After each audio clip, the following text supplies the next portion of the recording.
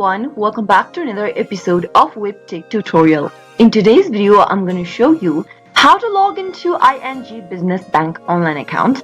So keep watching the video till the end and don't forget to subscribe to our channel by hitting that subscribe button. Press the notification bell so that you'll never miss another upcoming upload from us. Open up a web browser to get started. Into the URL box, type in www.ing.com.au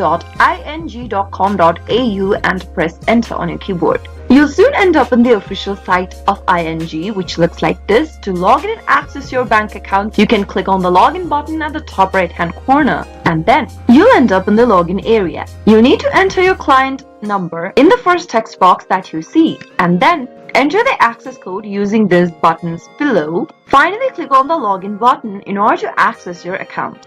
If you've forgotten your access code during the process, you can get help by clicking on this forgot your access code link beneath the login button and follow the instructions in order to look for your code. That is how you can easily log into your ING Business Bank account online. I hope the tutorial was helpful to you. If it was, go ahead and give us a thumbs up.